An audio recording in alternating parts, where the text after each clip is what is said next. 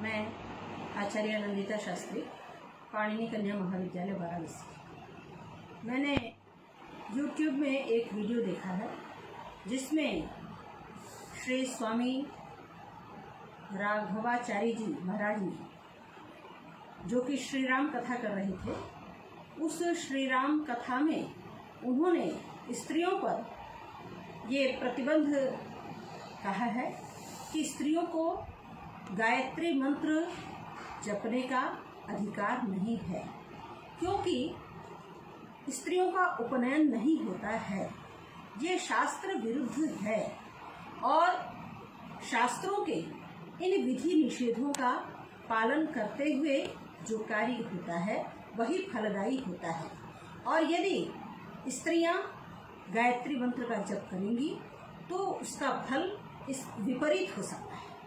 मैं अपने स्वामी राघवाचार्य जी से ये कहना चाहती हूँ कि जिस राम कथा और श्री वाल्मीकि रामायण के श्लोकों को आप उद्धृत कर रहे हैं, उन श्लोकों में ये बात स्पष्ट रूप से वहाँ पर वर्णन आता है माता कौशल्या का, जिसमें कहा गया है, सा क्षौम वसना हृष्टा नित्यम व्रत परायणा अग्नि जुहोति स्म तदा मंत्रवत कृत मंगला। यानी मंत्रोच्चारण करती हुई माता कौशल्या यज्ञ कर रही थी। इसी प्रकार सीता माता का वर्णन आता है, जब लंका में हनुमान जी उनको ढूंढते हुए पहुंचते हैं तो वे कहते हैं कि संध्या काल मनाह श्यामा ध्रुवम यश्यति जानकी नदीम चेमाम शिवजनाम संध्यार्थे वर वर्णिनी। कि संध्या काल का ये समय है और उस मनवाली हमारी माता सीता संध्या के लिए उत्तम स्थान का चयन करती हुई इस शिवजला नदी के पास अवश्य आएंगी। इस प्रकार के अनेक स्त्री पात्र हैं जहाँ पर उनका वर्णन आता है कि वे संध्योपासना कर रही थी, मंत्रोच्चारण कर रही थी, हवन कर रही थी। मैं पूछना चाहती हूँ कि क्या संध्या बिना गायत्री मंत्र के जप किए हुए पूरी हो सकती है? नहीं हो सकती। बात कि कन्याओं का उपनयन संस्कार नहीं हो सकता है, इस विषय में मैं हारित स्मृति का वचन उद्धृत करना चाहती हूँ। उन्होंने हारित स्मृति में उन्होंने लिखा कि द्विविधा स्त्रियां दो प्रकार की हैं, ब्रह्मवादिन्यः सद्योवध्वश्च। एक ब्रह्मवादिनी होती है जिनके लिए वहाँ पर आज्ञा दी उन्होंने कि तत्र ब्रह्मवादिनीनाम उपनयनम अग्निंधनम स्वगृहे भिक्षचर्या यह आवश्यक है। कि जो ब्रह्मवादिनी होती हैं उनका उपनयन संस्कार और अग्निंधन माने यज्ञ करना और ब्रह्मचर्य के अनुकूल भिक्षाचरण करना ये उनके लिए आवश्यक है। और इसी को आगे वो व्याख्या करते हुए विवाह मीमांसा में लिखते हैं कि न शूद्र समाः स्त्रियः तस्मात् छंदसा स्त्रियः संस्कार्याः न शूद्र योनौ ब्राह्मण क्षत्रिय वैश्याः जायन्ते। अर्थात स्त्रियों को शूद्र के समान नहीं बनाया जा सकता है, उनका वेद मंत्रों के साथ संस्कार करना चाहिए। यदि स्त्रियों को वेद नहीं पढ़ाया जाएगा, उपनयन संस्कार नहीं होगा, तो वो शूद्र हो जाएंगी और उनकी योनि शूद्र योनि हो जाएगी। और उस शूद्र योनि में माने स्त्रियों से उत्पन्न जो पुरुष हैं, ब्राह्मण क्षत्रिय वैश्य वर्ण हैं, वे कभी भी ये ब्राह्मण क्षत्रिय नहीं रह सकते हैं, वे सब के सब शूद्र हो जाएंगे।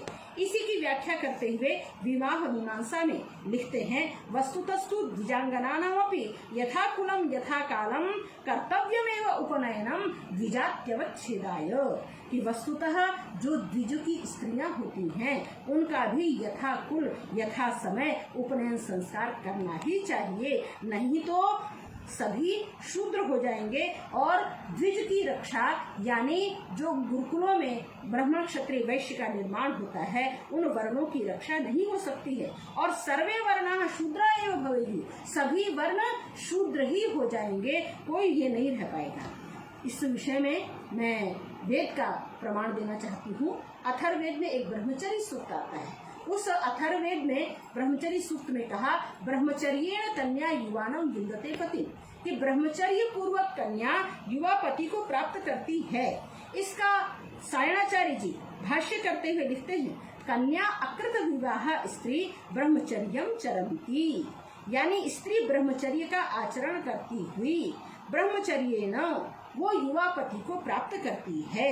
और वहीं पर उसी प्रकरण में ब्रह्मचर्य शब्द की व्याख्या करते हुए स्वयंआचार्य लिखते हैं कि ब्रह्मचर्य क्या होता है। कहते ब्रह्म वेद तदध्ययनार्थम आचर्यम आचरणीयम कर्म, यानी ब्रह्म कहते हैं वेद और उसके अध्ययन के लिए जो आचरणीय कर्म है, उपनयन आदि संस्कार और वेदारंभ संस्कार, ये सबके लिए आवश्यक हैं और नारी के लिए भी आवश्यक है, क्योंकि वो ब्रह्मचर्य का पालन करती हुई भी वो पति को प्राप्त करती है। इन स्पष्ट प्रमाणों के रहते हुए ये इस प्रकार की बातें करना, राघवाचार्य जी ने जो कहा कि शास्त्र इसमें प्रमाण है, कौन सा शास्त्र प्रमाण है? जिस वाल्मीकि को आप वेदावतार बता रहे हैं, उस वाल्मीकि रामायण में ही स्पष्ट रूप से मैंने आपको उदाहरण प्रस्तुत किया। और इसी प्रकार से वेद के अनेक मंत्र हैं जिनमें स्त्रियों को यज्ञीय कहा गया है कि बरही सीदन तो यज्ञिया, ये नारियां इस बरही यज्ञशाला में आकर के बैठे और ये इमाह, ये नारियां जो हैं यज्ञम अवतु, इस यज्ञ की रक्षा करें। और जो पंच महायज्ञ हैं जिसमें पितृयज्ञ है, अतिथि यज्ञ है, बलवेश्वर देव यज्ञ है, क्या इन यज्ञों को पुरुष करेंगे?